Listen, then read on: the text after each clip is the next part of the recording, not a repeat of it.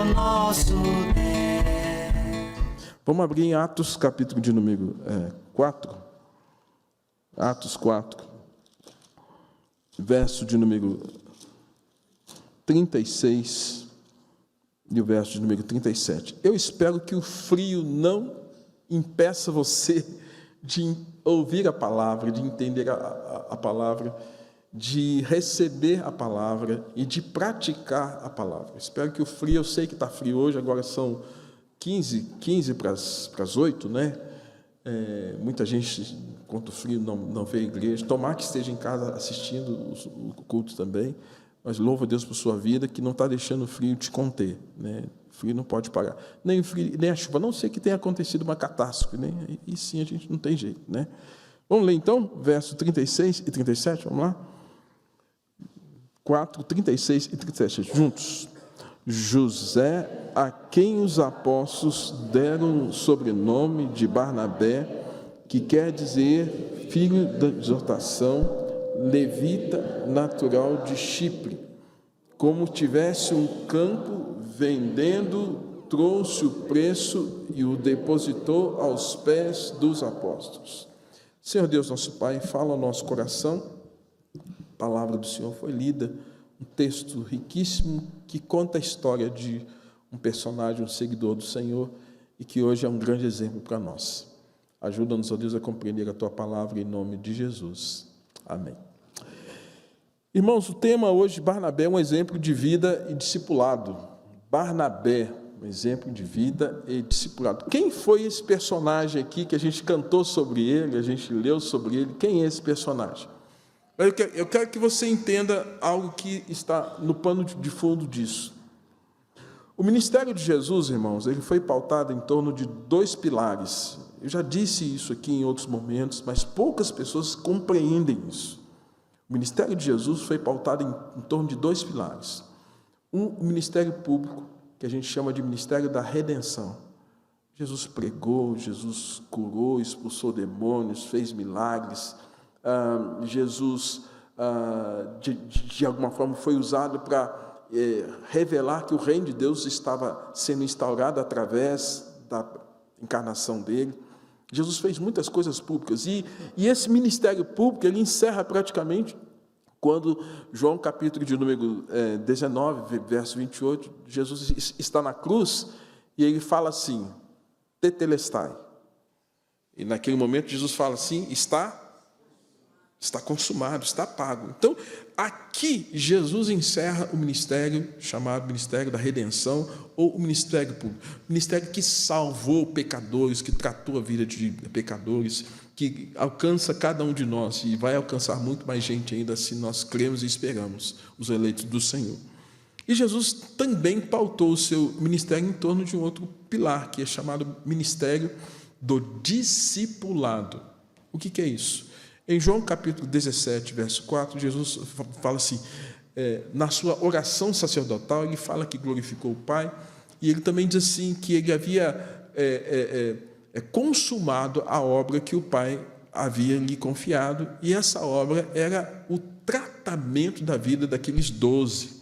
Se você olhar em Lucas capítulo 6, você tem a lista de 12 apóstolos, que depois de 12 horas de oração, Jesus tem o nome deles, que Deus revela a ele quem seriam esses 12, e Jesus trabalha esses 12 apóstolos.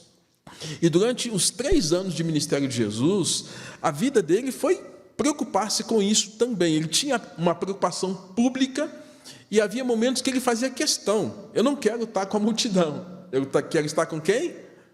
Com os 12. Para orar, para conversar, para orientar. E não foram poucas vezes que Jesus até pediu que não houvesse publicidade. É estranho isso, né? Jesus falou, eu não quero publicidade, eu quero ficar em oculto, mas quero estar com vocês, ou quero estar em oração com Deus. Bom, é um exemplo para nós que às vezes a nossa vida hoje está tão pública, né, que às vezes a gente precisa desse momento de recolhimento. Jesus queria estar recolhido. E durante 3 anos ele trata isso. Trata desses 12. E aí, em João capítulo 17, 4, ele fala isso, né, que ele havia consumado, e é interessante que ele usa a mesma expressão, tetelestai. A expressão consumado, ou numa linguagem comercial, está pago. o que tinha que ser feito foi feito. E é interessante que, depois que Jesus morre, ressuscita de entre os mortos, que ele dá a grande comissão como uma última ordem que ele dá. Em Mateus capítulo 28, 18 a 20, ele fala: ide, portanto, fazei discípulos. A expressão ali é matetel, em grego. Matetel, fazei matetel. A ordem é fazer discípulo. E é interessante que esse fazer discípulo incluía o ir, o batizar e o ensinar. Ou ir, ensinar e batizar. Por todas as nações. A ordem de Jesus foi essa. Então, o ministério dele foi pautado em cima desses dois pilares: ministério da redenção, salvação, e ministério do discipulado. E para o ministério de discipulado, ele se envolveu intensamente. Gente, Jesus tinha hora que estava com a equipe dele e ele estava dormindo, deixando de se conhecer. Tem hora que ele estava com a equipe dele, ele estava com fome. Gente, nós precisamos de comer. Tem hora que ele estava cansado, havia hora que ele estava cansado, horas em que ele estava orando, ele estava observando o que Jesus estava fazendo, hora que ele chamou alguns para estar orando com ele. E Jesus, então, vai se revelando dia a dia, durante 3 anos, para um grupo de 12 pessoas, na expectativa de que esse relacionamento com eles pudesse trabalhar o caráter deles, a vida deles, a devoção deles, e o exemplo deles, Jesus, pudesse ser reproduzido depois nessa equipe. É fato que, dos 12 que ele chama, um traiu. O esforço de Jesus foi 100%. Será que Jesus errou no investimento com aqueles 12? Não, Jesus fez tudo certinho, mas um deles traiu. Havia um propósito, porque Judas era o filho da perdição. Mas o modelo de igreja, o modelo de vida que Jesus quer passar para nós, é esse que tem o aspecto do ministério público e o aspecto do ministério particular. O ministério público, por exemplo, aqui é uma reunião pública. É como se nós estivéssemos reproduzindo o ministério público de Jesus, publicidade, grupo maior de pessoas, escola dominical, culto, atividades outras que nós temos. Nós temos hoje uma facilidade muito grande de reproduzir essa publicidade do ministério de Jesus. Mas talvez, irmãos, um grande problema que nós tenhamos é que, nesses 2 pilares, nós estamos fincando a igreja em cima de uma perna só. Nós não estamos solidificando a igreja em cima de algo que Jesus nos ensinou e deixou como ordem. Ide, portanto, fazei. Eu já disse aqui, a palavra crente, na língua grega, pistos, pistin, ela aparece na Bíblia 6 vezes. E uma delas é uma referência que até o diabo é crente. Pistos. Até ele crê e treme diante de Deus. Porém, o que Jesus nos ensina é reproduzir não crentes. É reproduzir o quê? Discípulo. E um conceito para mim que é muito importante, de um pastor, David Cornfield, ele fala o seguinte, que discipulado é uma relação pessoal e comprometida, onde um discípulo de Cristo ajuda outro discípulo de Cristo a aproximar-se mais de Cristo e assim reproduzir. Então, é uma relação pessoal e comprometida. Então, eu não consigo fazer discipulado se eu não tiver comprometimento com pessoas. Eu não consigo ajudá-los a reproduzir se eu não tiver se a minha vida não for madura, se eu não tiver uma maturidade cristã para ajudar o outro também a crescer como eu. E talvez isso nos faça pensar o motivo pelo qual muitas das nossas igrejas, e eu não excluo a nossa, de haver crentes tão imaturos, porque falta-lhes o quê? Discipulado. Eles estão no ministério, na publicidade, no geral. E isso talvez seja o grande pecado da igreja contemporânea. Quando a gente olha para a figura de Barnabé, Barnabé é tido pelos estudiosos como o grande exemplo de discipulador. Qual o seu nome? Seu nome, José, ou Barnabé, aramaico, significa filho da exortação, ou filho da consolação, ou filho do encorajamento. O nome dele significa aquilo que ele é. E ele aparece pela primeira vez após a descrição de como a igreja caminhava. Quem se lembra do último sermão que eu preguei semana passada, eu não estava aqui, mas no último sermão eu falei de como a igreja vivia, do que estava caracterizando a igreja naqueles dias. Interessante que sai do coletivo e vai para o individual, para o pessoal, vai falar de uma pessoa. Ele não era apóstolo, embora seja considerado por alguns como tal, mas não era apóstolo. Foi um seguidor, ou melhor, um discípulo leal e fiel e maduro do Senhor Jesus. Ele era grego, portanto, um gentio. Ele também era um levita, servia no templo, né? Uma linhagem levítica, né? E ele era generoso e liberal no uso dos bens, tal qual a descrição no verso 35 que temos aqui, que fala assim, que depositava aos pés dos apóstolos à medida que alguém tinha necessidade. E isso era no coletivo. Mas no particular, Barnabé também fazia isso. Então nós podemos observar, irmãos, que ele era um homem diferenciado. Vamos ver então o que a Bíblia nos apresenta. Eu convido que você deixe a sua Bíblia aberta. Eu vou citar vários textos aqui, para que a gente caminhe em torno do livro de Atos, depois citando algumas outras expressões no livro de Gálatas. Primeira coisa que a gente pode aprender nessa biografia desse homem, que é um exemplo de discipulado para nós. Barnabé revela uma visão prática sobre o fazer discípulo. Apresentei o nome, quem era, Chipre, José da Consolação, homem do encorajamento. Ele revela uma visão prática sobre o fazer discípulos. Temos, irmãos, como referência a figura do apóstolo Paulo, ou de Saulo. Quando você abre Atos, capítulo de número 7, capítulo 7, capítulo 8, capítulo 9. No capítulo 7, nós temos aqui uma descrição, no finalzinho do capítulo 7, início do 8, falando que Saulo consentiu na morte de Estevão. E que no verso de número 1, ainda do capítulo 8, fala assim: naquele dia levantou-se grande perseguição contra a igreja em Jerusalém, e todos, exceto os apóstolos, foram dispersos pelas regiões da Judéia e Samaria. Então, Saulo era esse que consentiu na morte de um diácono, chamado Estevão, que foi morto de que forma, irmãos? Apedrejado. E é interessante que o apedrejamento, ele tira de quem apedreja a ideia de que a culpa é dele, porque no meio de tantas pessoas que jogam pedra, né, que atiram pedra, não sei se foi a minha que matou. Por isso que a prática do apedrejamento não atribuía culpa para ninguém. Não sei se foi a minha pedra que matou, mas mataram Estevão. E quem consentiu com isso foi Saulo.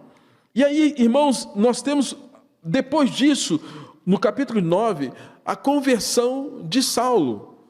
Ele que tinha consentimento para perseguir e para matar, entrar nas casas dos cristãos e aniquilá-los, porque eles estavam seguindo o caminho que é Cristo. Ele tinha toda a autoridade. E, gente, o Saulo daqueles dias, ele era um feroz.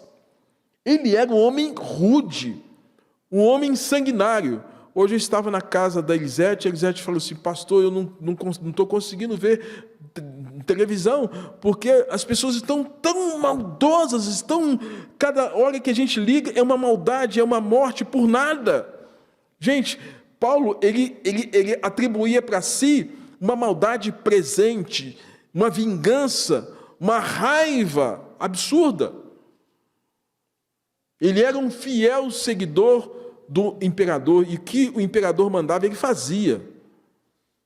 Um homem iracundo, raivoso. E esse homem, irmãos, agora, indo para Damasco, tem um encontro com o Senhor Jesus Cristo. O Senhor Jesus Cristo lhe permite passar por um momento, uma epifania, um momento, um êxtase espiritual. Ele ouve uma voz que lhe diz: Saulo, Saulo, por que me persegues? Ele, sem entender, faz uma pergunta: quem és tu? Ele fala: eu sou Jesus a quem você está perseguindo. Interessante que Jesus já tinha morrido, já tinha ressuscitado. Então não era uma perseguição física à pessoa de Jesus. Era uma perseguição contra os seguidores de Jesus. E Jesus então estava incomodado com a perseguição que Paulo atribuía aos seus seguidores. E ele então permite que ele tenha aquele momento.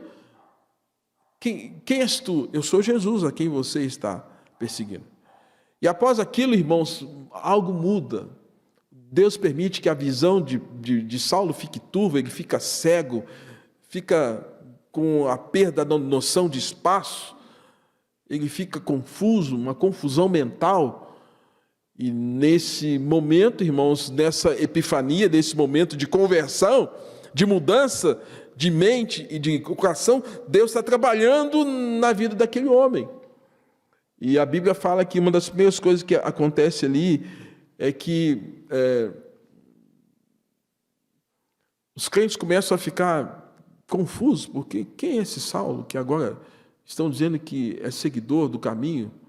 Certamente a notícia chega, e aí Deus tem que permitir que houvesse uma teofania.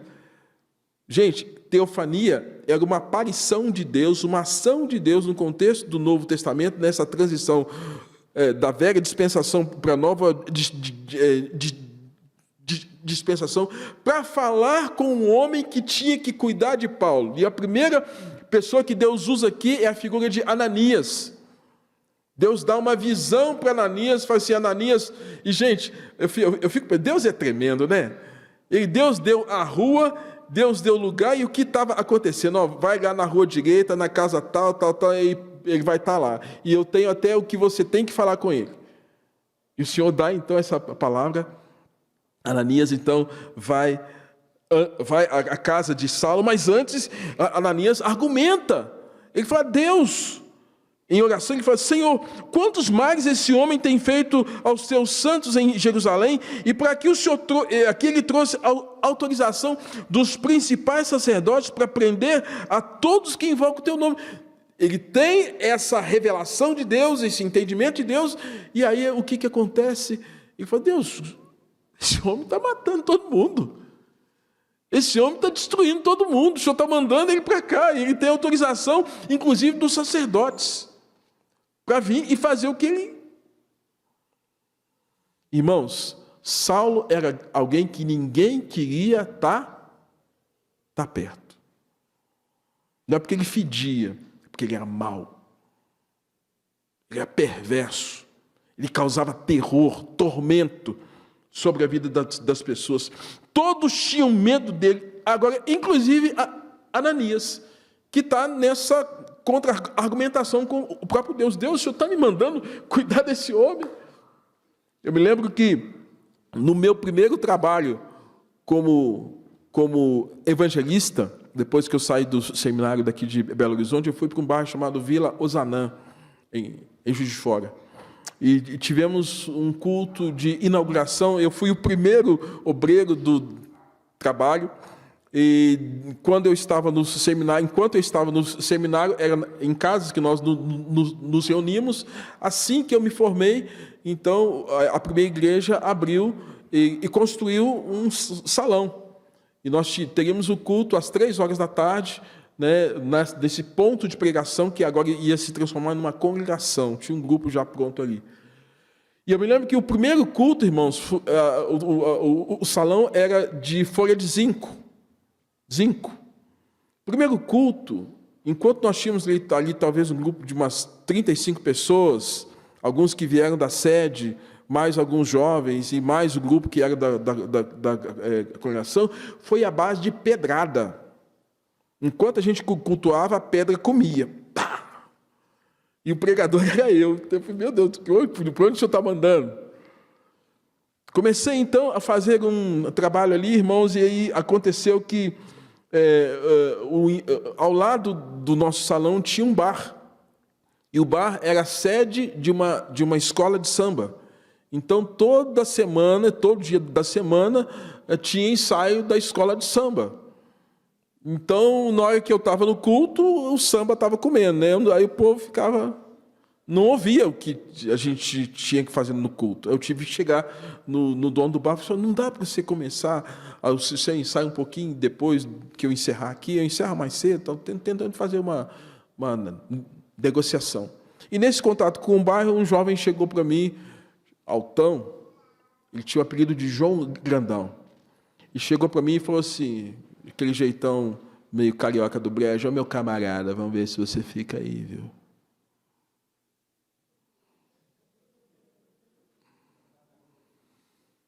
Eu falei assim: Deus, onde eu estou enfiando?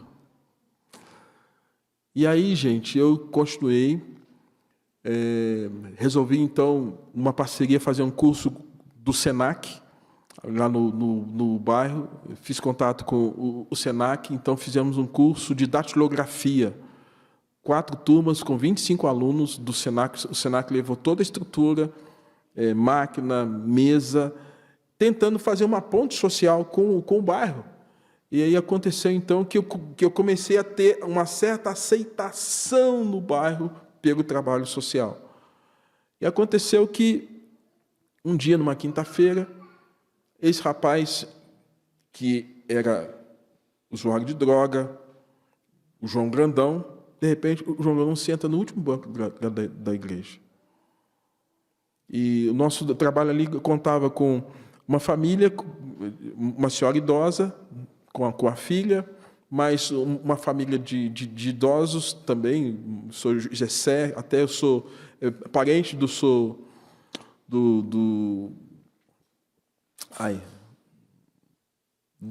vô da... Ih, me fugiu agora o nome. Do regente do nosso coral. Parente do Sr. Josué. Aí aconteceu, então, que do bairro mesmo, umas 10, 12 pessoas. E aí, de repente, aquele moço senta lá, eu estou dando a palavra, e ele fica, o culto todo, estou ensinando, tal. E aí, na semana seguinte, o cara voltou. Nós só tínhamos a escola dominical, nós não tínhamos culto à tarde nem à noite. Ele voltou, e na outra semana voltou. Opa, o que está acontecendo? Aquele moço se converteu. O João Grandão se converteu. E o João Grandão, ele tinha uma influência no bairro todo. O João Grandão, o que ele fez? Começou a chamar os meninos do bairro para vir na igreja com ele. Aí veio mais uns 4, 5 meninos, os meninos que não tinham história de igreja, com a vida toda torta, família toda. Aí eu tinha umas quatro adolescentes e jovens na igreja, com violão. Falei: vamos fazer um conjuntinho? Fizemos um conjuntinho.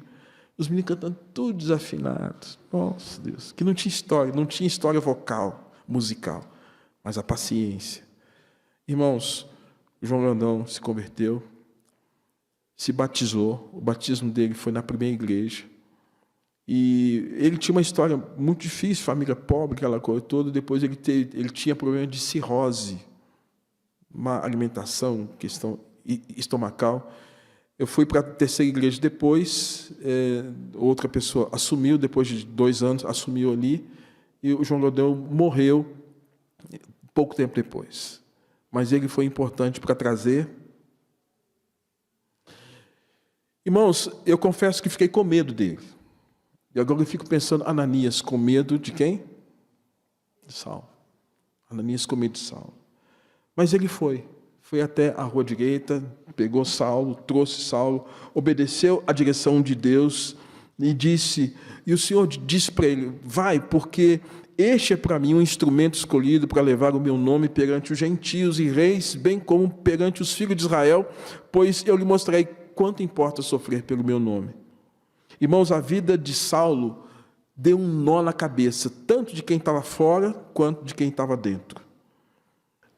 Para os incrédulos, por que Saulo se tornou como um deles? Para os crentes, porque ele é quem matava os cristãos. Como disse, a conversão de Saulo deu um nó na cabeça de todo mundo.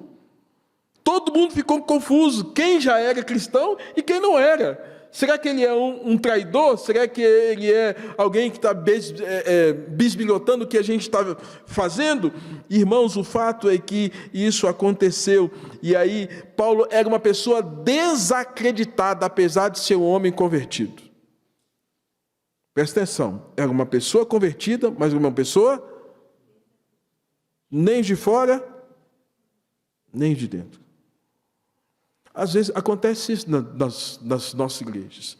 Eu tenho outros casos que eu poderia citar, de pessoas que às vezes chegam na igreja e ninguém se importa com elas. Nem quem está fora e nem quem está dentro.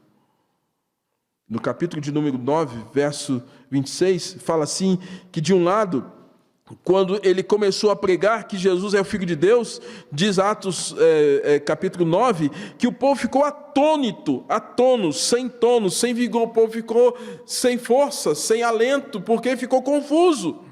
Se perguntavam, não é este que experimentava, que exterminava em Jerusalém os que invocaram o nome de Jesus com o fim de levá-los amarrados aos sacerdotes? Não é esse? E ele está aqui com a gente?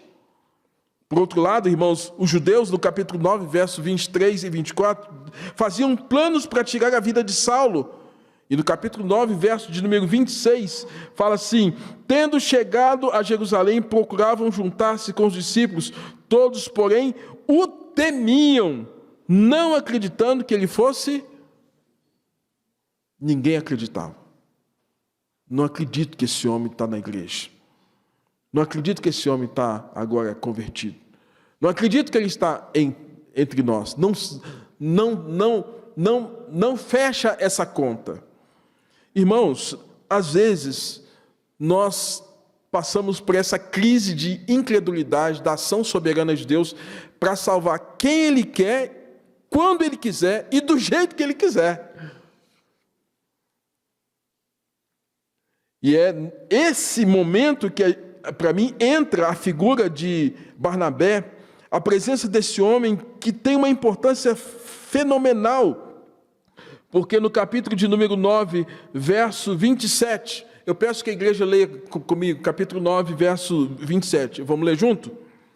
Mas Barnabé, tomando consigo, levou-o aos apóstolos e contou-lhes como ele vira o Senhor no caminho e que este lhe falara, e como em Damasco pregara ousadamente em nome de Jesus. Quem é que está sendo o Cicerone? Quem é que está sendo aquele que está apresentando Saulo para o colegiado de apóstolos? Quem é que esse pegou para si esse perseguidor, esse matador de crente, esse estrangulador, esse decepador, esse que autoriza apedrejamento de diácono? Quem é que pega esse homem que toma para si, porque ninguém queria saber dele?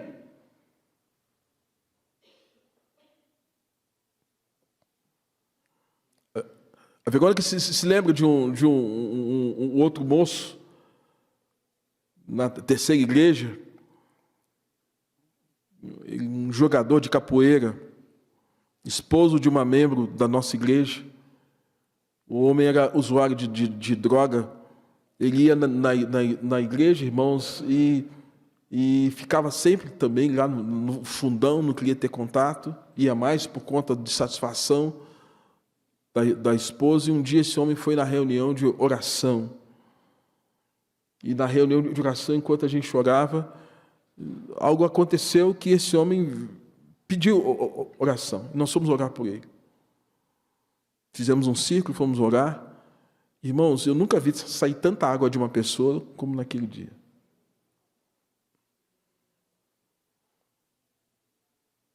Ele estava com AIDS, ele contaminou a esposa com AIDS, a Maria Ângela, 4 filhos, adolescentes, e todo mundo tinha medo dele. O homem estava na nossa igreja. Eu morei no bairro que ele morou, bairro Fábrica. Quando ele passava, todo mundo tinha medo dele. Ele era alto, jogador de capoeira, e quando estava drogado, batia em todo mundo. Esse homem estava na igreja. Irmãos, Paulo é esse que todo mundo tinha medo, mas alguém tinha que pegar. Alguém tinha que cuidar. E o que a gente aprende com Barnabé é esse homem que, como diz o verso, ele toma para si, tomou consigo. Ninguém cuida, ninguém quer, ninguém pega, eu cuido. Toma para si Barnabé, para introduzi-lo aos apóstolos, que nem os apóstolos sabiam quem era aquele Saulo. Certamente ouviram falar e fugiram. Muitos, por conta da perseguição, capítulo 8:1 fala isso, mas os apóstolos que permaneceram em Jerusalém, agora são apresentados a esse homem. Esse aqui é Saulo. Capítulo 9, 27 fala isso. Barnabé, então, é aquele que acolheu Paulo, ou Saulo. Barnabé é aquele que assume a liderança sobre Saulo e o apresenta aos apóstolos, até Saulo chegar a ser o que passou a ser. Levou tempo e precisou ser acompanhado e discipulado. Barnabé foi esse discipulador. Ele mesmo mostra, numa ordem cronológica, como as coisas foram acontecendo na sua vida. Peço que os irmãos abram em Gálatas, capítulo de número 1, verso 18. Gálatas, capítulo de número 1, falando à igreja da Galácia, o apóstolo Paulo ele vai fazer uma descrição de fatos que ocorreram na vida dele. A partir do verso 18, diz assim, no capítulo 2, verso 1, eu peço que a igreja leia comigo. Eu vou ler do verso 18 ao 24. Decorridos 3 anos, então subi a Jerusalém para avistar-me com Cefas e percebi com ele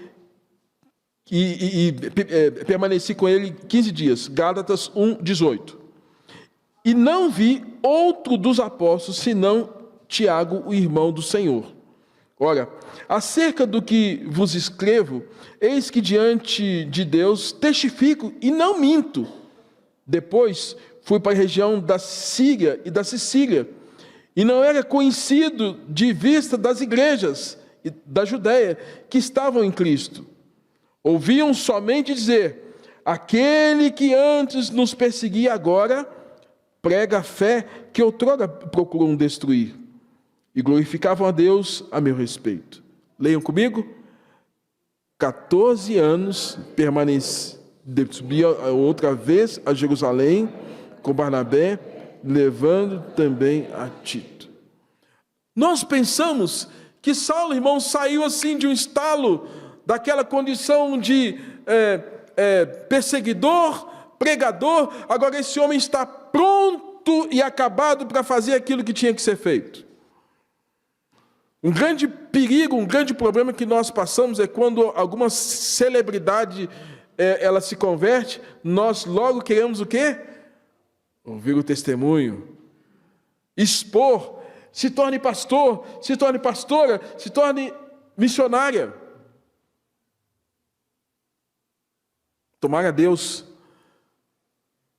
Me parece que da dupla Zezé de Camargo e Luciano, o Luciano, ele é membro da Igreja Presbiteriana Alphaville, em São Paulo. Se batizou ano passado, dezembro do ano passado.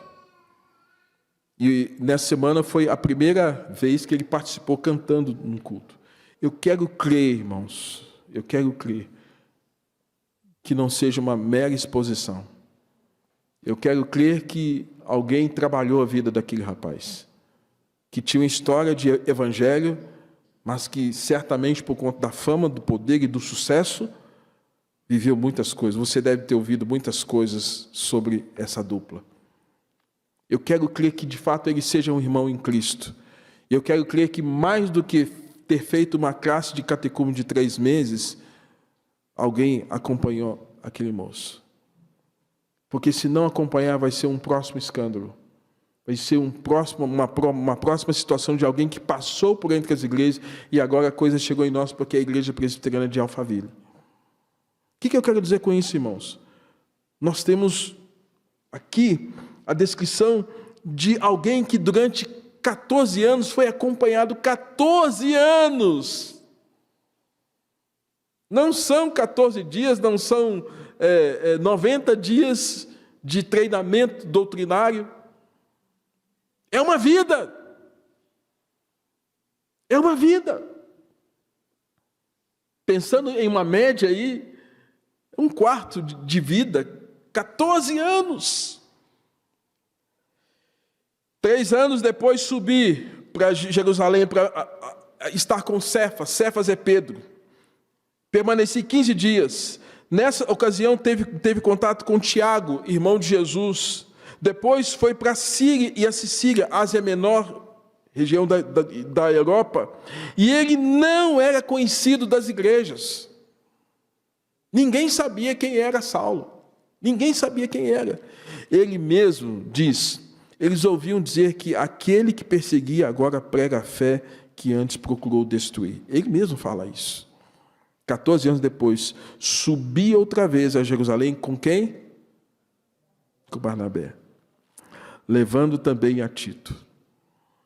Verso 9. Apenas Tiago, Pedro e João deram reputadas colunas, me estenderam a Barnabé a destra da comunhão. O que é a destra da comunhão? Neemias, vem cá, por favor. Exemplo. O que é a destra da comunhão? Isso aqui, ó. Aqui. Cumprimentar, abraçar. Quem fez isso? Pode ir, Neemias, obrigado. Quem fez isso? E o resto? Ó. Apenas Tiago e Pedro e João. O resto?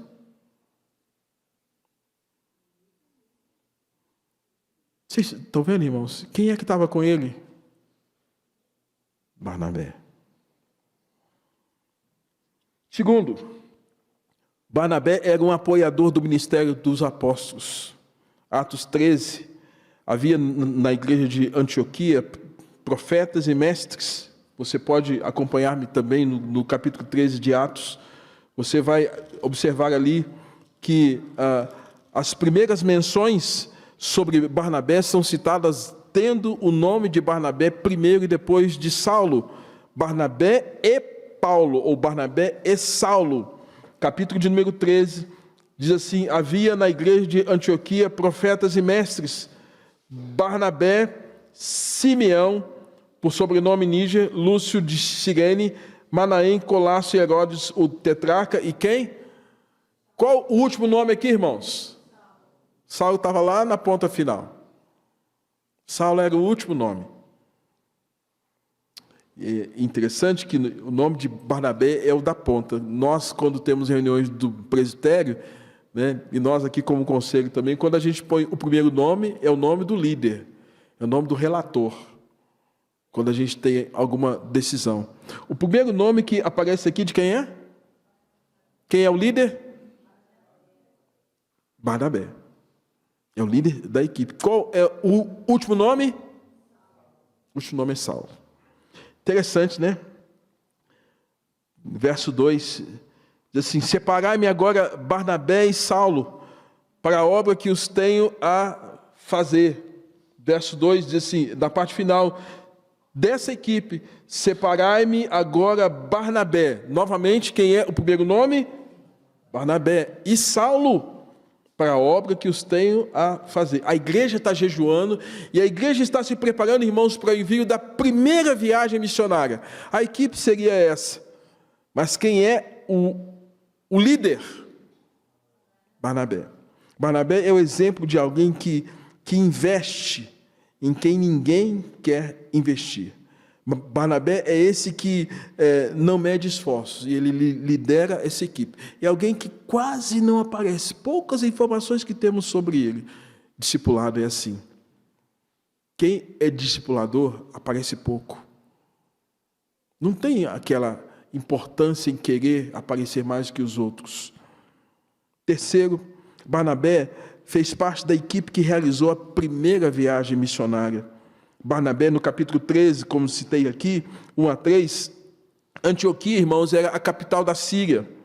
Imaginem uma igreja com profetas, com apóstolos e mestres, né?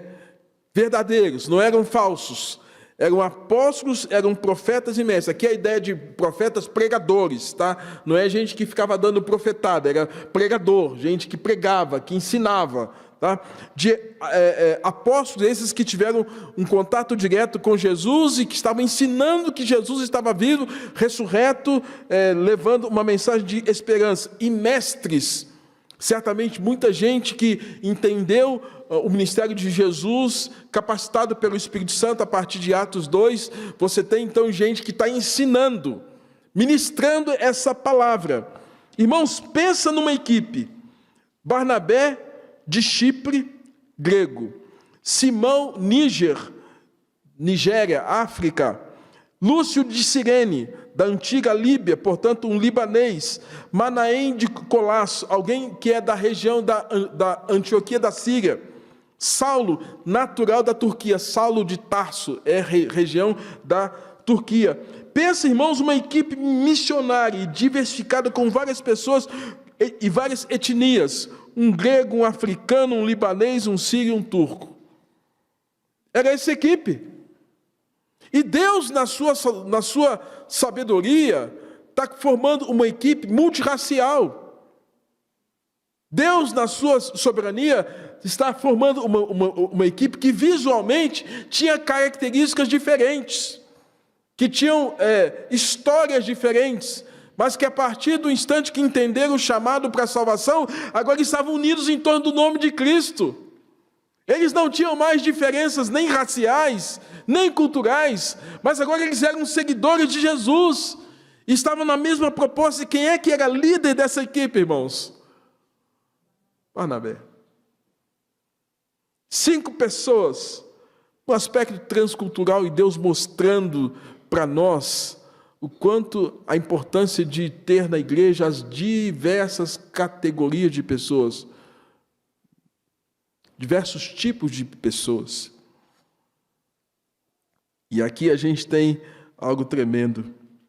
Nessa ocasião em que essa equipe que foi montada, tinha alguém que fazia, entre aspas, o serviço dos bastidores. João Marcos era como se fosse um pastor auxiliar. E sua missão na equipe era de dar apoio logístico. Como aqui, por exemplo, nós estamos no culto aqui, o culto está sendo transmitido, vocês estão aqui, vou dar o exemplo do Alonso. O Alonso está lá em cima, ninguém está vendo o Alonso.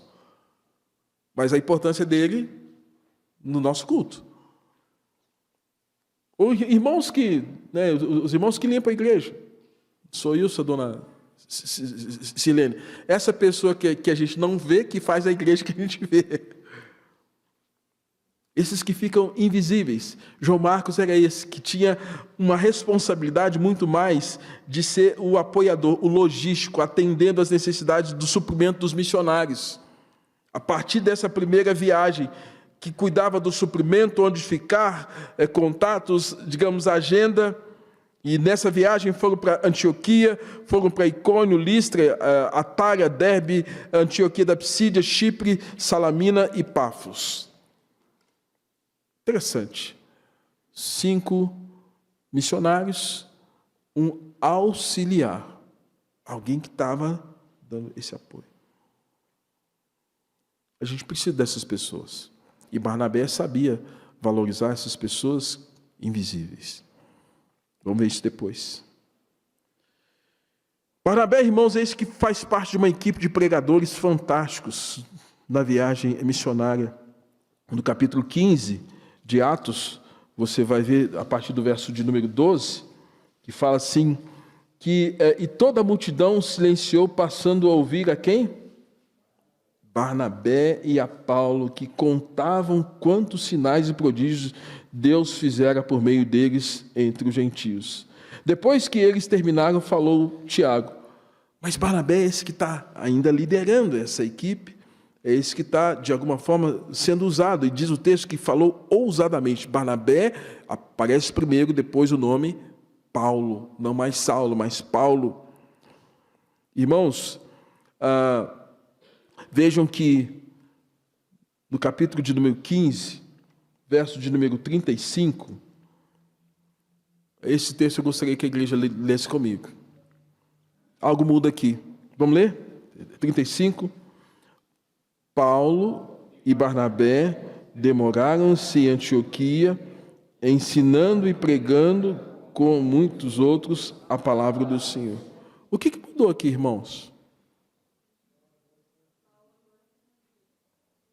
Que nome que aparece primeiro? Paulo. Parece que está começando a mudar alguma coisa. Alguma coisa está mudando. Paulo aparece primeiro que o nome de Barnabé. Quem faz a descrição é Lucas, o médico, acuradamente, escrevendo a Teófilo. Eles ensinavam e pregavam com muitos outros, e aí a descrição do texto, falando dos sinais de Deus, das ações de Deus, dos prodígios, ações soberanas que só Deus faz. Mudando vidas, transformando, fazendo milagres, algo surpreendente que mexia com a vida daquelas pessoas. Paulo agora está pregando juntamente com Barnabé, mas é o primeiro nome que aparece. Isso vai nos ensinar algo tremendo, irmãos. Você está preparado para ter um outro sucessor? Nós estamos preparados para que outro faça o que a gente faz?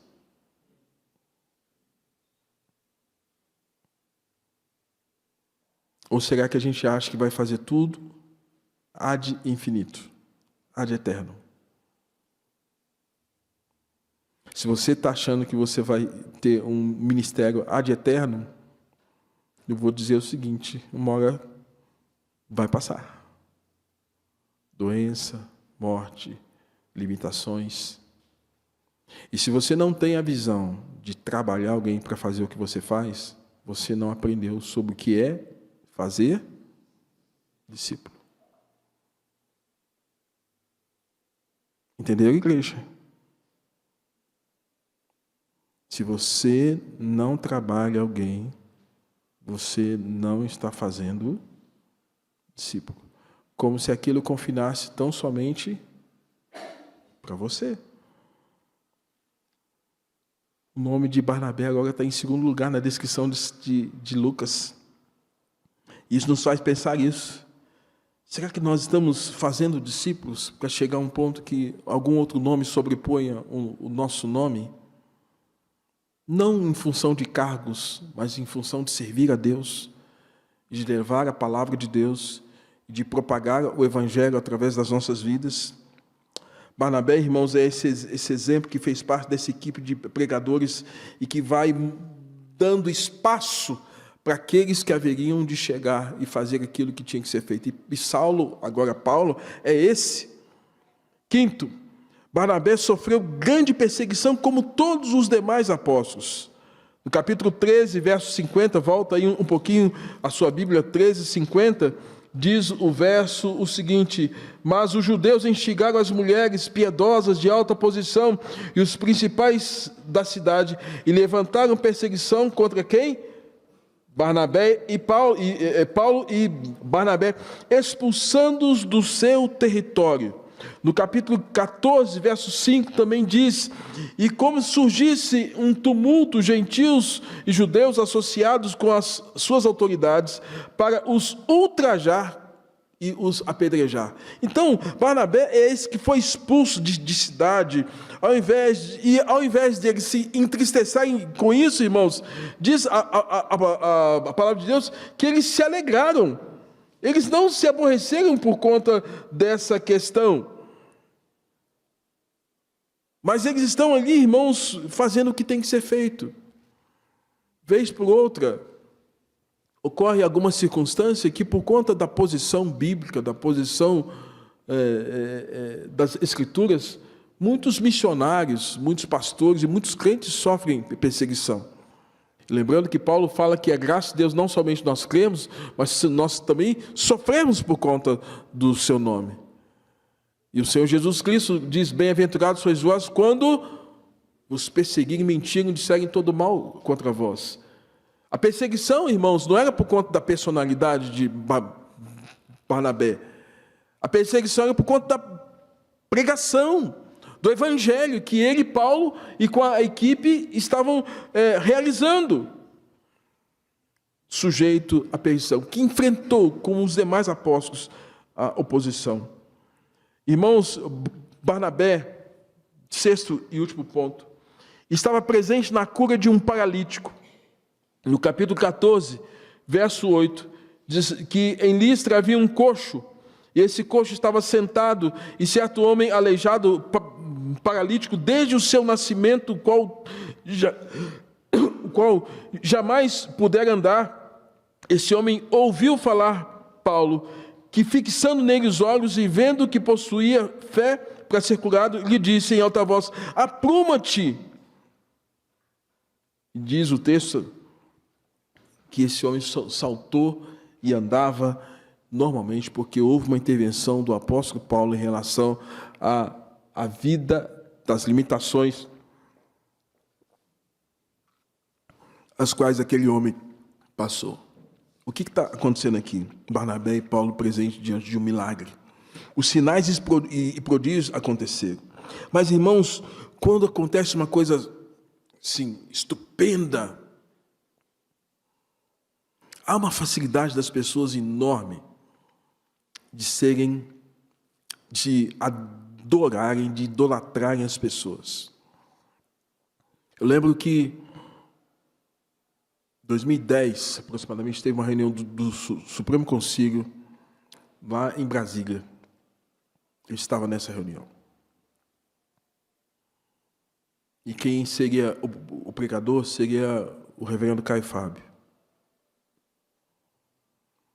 E eu me lembro que nós estávamos numa quadra muito grande, como se fosse um ginásio de esportes. E aí, na hora que o reverendo Caio Fábio chegou, apagaram-se todas as luzes. Todas as luzes. E aí alguém com uma lanterna conduziu o reverendo Caio Fábio até o púlpito. Eu achei aquilo muito estranho, muito impróprio, muito infeliz. Não sei se foi uma opção dele ou se foi porque talvez em função da celebridade as pessoas têm uma facilidade de quê? Idolatrar, adorar. A gente faz ídolo facinho de tudo, demais. Hoje, lamentavelmente, muita coisa que o reverendo Caio Fábio disse, tem dito, tem entristecido muito o povo de Deus.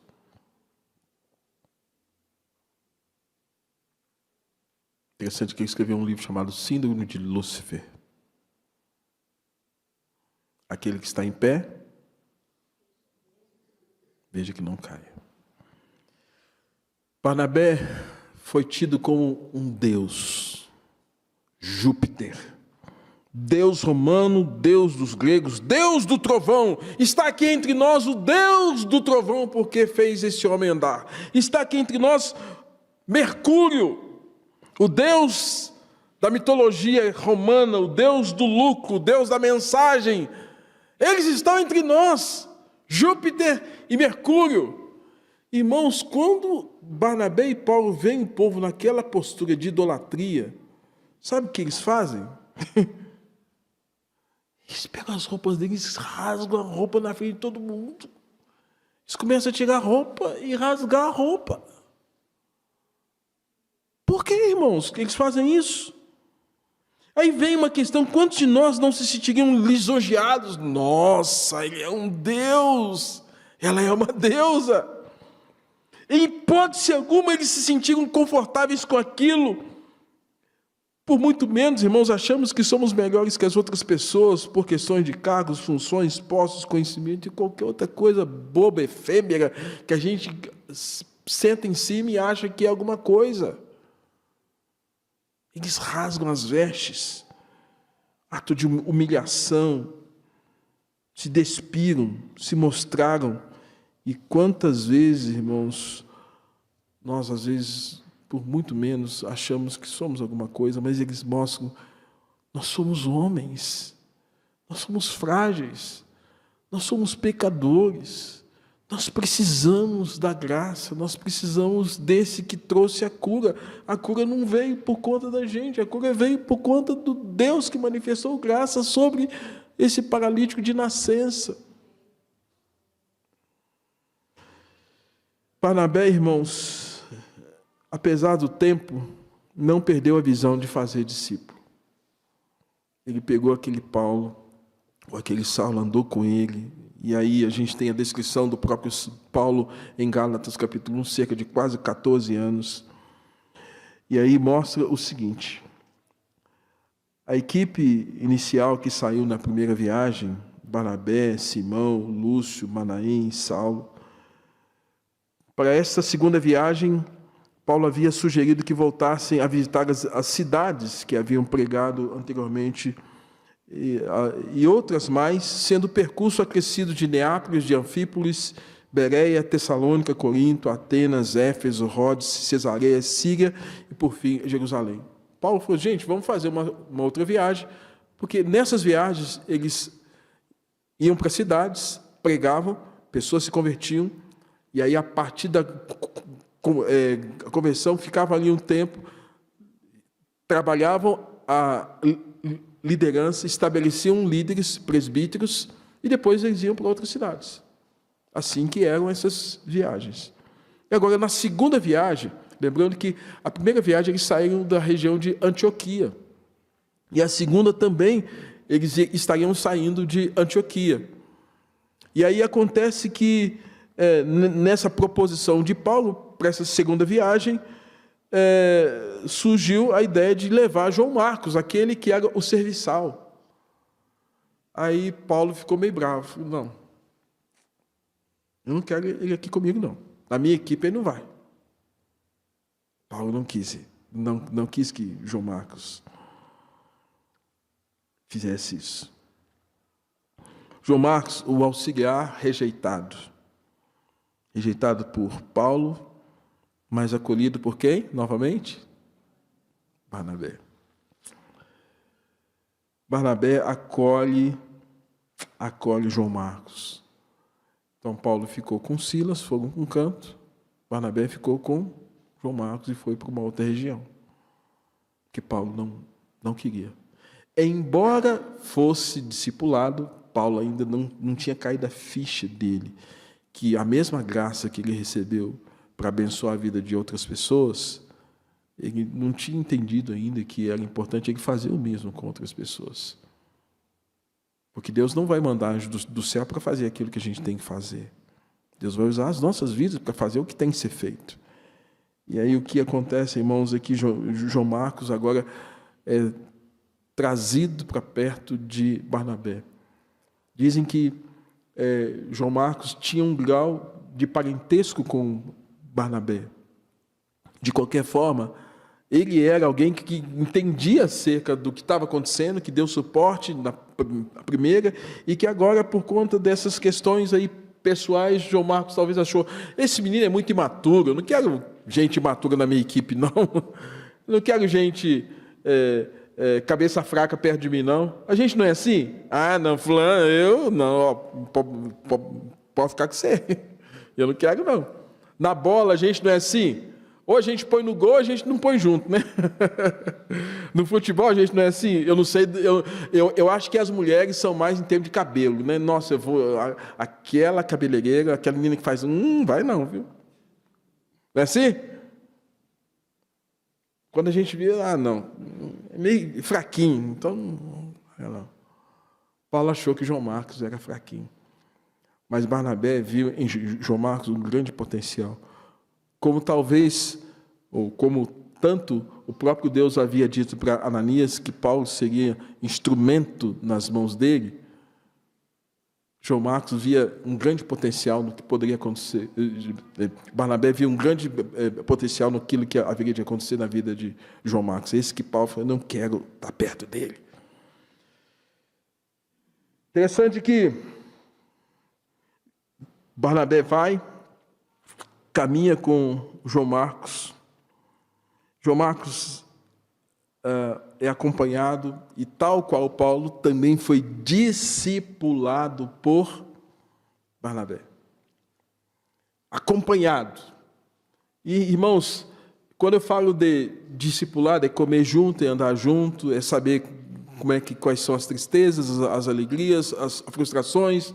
Quando eu falo discipulado, é compartilhar a vida, compartilhar os momentos de alegria, é jogar bola junto, é andar junto, é caminhar junto, é a gente ir para o shopping junto, é a gente também orar junto, sentar junto para ler a Bíblia, é a gente comer junto em casa, é num dia que eu precisar de uma atividade simples, irmão, vamos lá, tal, me ajuda aqui, e sabe o que está acontecendo comigo, eu sei o que está acontecendo com ele, e a gente está caminhando na fé, onde um discípulo mais maduro ajuda outro discípulo não tão maduro assim. Mas tem uma caminhada junto, que independe de culto, de igreja, de nada disso.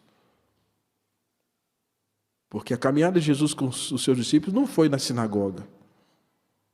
A caminhada de Jesus com os seus discípulos não foi no templo de Jerusalém. Foi no barco, foi na casa, foi debaixo da árvore, foi no mar, foi no rio, de maneira informal. Foi dessa forma que ele discipulou pessoas. Barnabé fez isso, irmãos. E esse que havia sido rejeitado por Paulo, lá no capítulo 2, lá em 2 Timóteo capítulo 4, eu peço que você abra comigo esse texto. 2 Timóteo capítulo 4.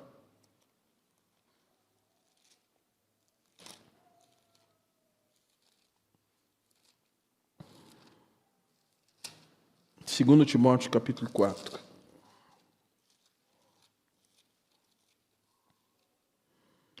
Peço que vocês leiam comigo o verso 9 até o verso de número 11. Vamos lá? 2 Timóteo 4, 9 a 11. Lemos? Procura vir ter comigo depressa, pois Demas, tendo amado o presente século, me abandonou e se foi para Tessalônica. Crescente foi para Galácia, Tito para Dalmácia, somente Lucas está comigo. Toma contigo João Marcos e traze-o, pois me é útil.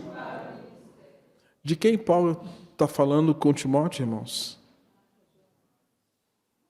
João Marcos.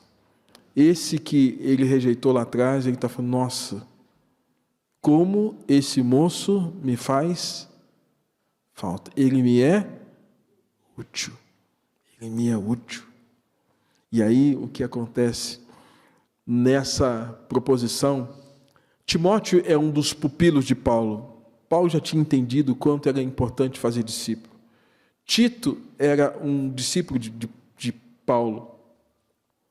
E aí você tem também a figura de Filemão, que depois é entregue ao seu proprietário Onésimo, que foi discipulado por Paulo. Caiu a ficha. Eu precisei fazer discípulo, agora eu preciso daquele que eu rejeitei. E aí, irmãos, esse João Marcos, nada mais, nada menos desse que escreve para nós o Evangelho de Marcos. É esse Marcos que está escrevendo para nós um dos sinóticos, falando sobre a vida de Jesus. Barnabé tratou de Paulo. Barnabé tratou de Marcos. Paulo discipulou Timóteo. Paulo discipulou Tito. Paulo discipulou Filemão e muitos outros. Aí a pergunta é, a quem nós estamos discipulando? Isso faz a gente pensar que o discipulado não faz parte necessariamente da agenda da igreja. Terça, quinta, domingo cedo, domingo à noite, vai além disso. E essa consciência que eu entendo que Deus tem me dado como pastor, e onde eu passo eu falo sobre a necessidade de ampliar a nossa visão sobre fazer discípulo. Porque senão nós vamos estar apenas, não no binômio redenção, discipulado, mas apenas na redenção. Tudo bem que leva para o céu, mas a gente vai perdendo a qualidade de vida dos crentes, porque não foram discipulados. Nós doutrinamos 3 meses para entender a doutrina da igreja. E discipulado vai mais do que a doutrina da igreja.